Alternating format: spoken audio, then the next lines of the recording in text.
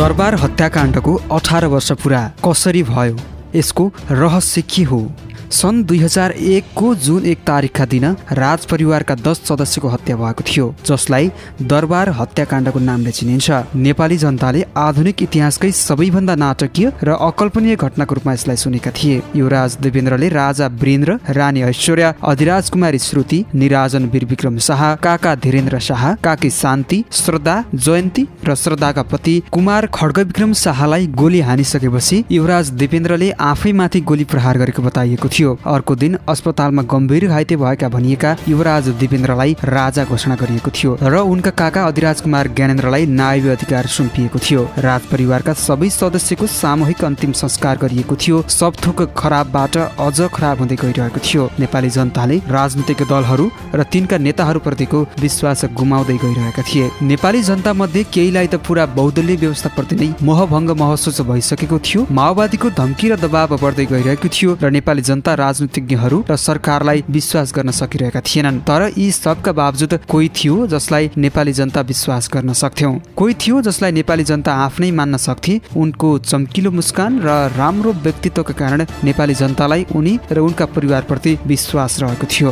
नेपाली जनताले उनलाई पिता सरह मानेका थिए, जसले नेपाली जनताले माग्दा आफ्ना अधिकार सबै गुमाएर नेपाली जनतालाई दिएका थिए। गएको 1 दशकमा उनी नेपाली जनता बीच सबैभन्दा बढी लोकप्रिय रहेका थिए। केहीले त पहिले नै भनिसकेका थिए कि उनले मात्रै हाम्रो देशलाई नष्ट हुनबाट बचाउन सक्छन्। अब उनी नै नेपाली जनतालाई छाडी गएपछि नेपाली जनतालाई थाहा थिएन नेपाली जनता के गर्छन्। नेपाली जनता अचम्मित थिए, दुखी थिए र गहिरो शोकमा डुबेका थिए। नेपाली जनताले आफ्नो भावनालाई जता सकिन्छ त्यतै डोर्याएका थिए।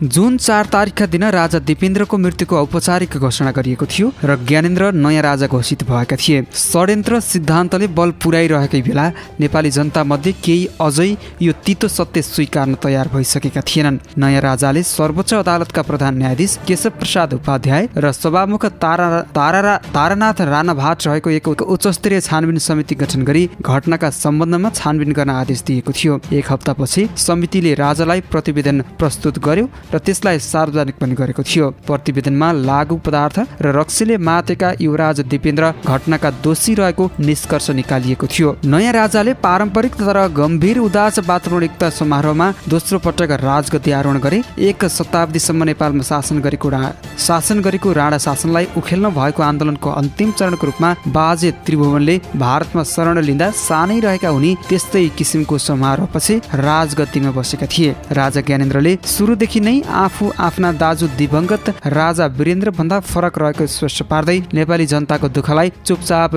टुलु हेरेर नबस्ने सार्वजनिक रूपमा बताउँदै आएका थिए। यो राजा राजनैतिक रूपमा सक्रिय हुने संकेत रहेको थियो। 2058 साल जेठ 19 गते भएको हत्याकाण्डमा तत्कालीन राजा वीरेन्द्र, रानी ऐश्वर्या, युवराज देवेन्द्र, अधिराज कुमार निराजन, राजकुमारी श्रुति सहित 10 जनाको ज्यान गएको थियो। छानबिन समितिले घटना तत्कालीन युवराज देवेन्द्रबाटै भएको ठहर गरे पनि यसलाई धेरैले विश्वास गरेका छैनन्। विवाहका विषयमा परिवारसँग खटपट रहेका कारण दिपेन्द्रले बुबाआमा, भाइ बहिनी सहित परिवारका सदस्यको हत्या गरी आफैलाई गोली हानेको छानबिन समितिको निष्कर्ष रहेको थियो। घटनापछि घाइते भएका दिपेन्द्रलाई अस्पतालमै हुँदा राजा घोषणा गरिएको थियो। अस्पतालमै दिपेन्द्रको निधन भएपछि ज्ञानेन्द्र शाह नेपालको नयाँ राजा बनेका थिए। हत्याकाण्ड भएको नारायणहिट्टी दरबारलाई संग्रहालय बनाएर सर्वसाधारणको लागि खुला गरिएको छ। छानबिन समितिको प्रतिवेदन विश्वासिलो नभएको भन्दै हत्याकाण्ड बारे फेरि छानबिन हुनुपर्ने माग आइरहेको छ।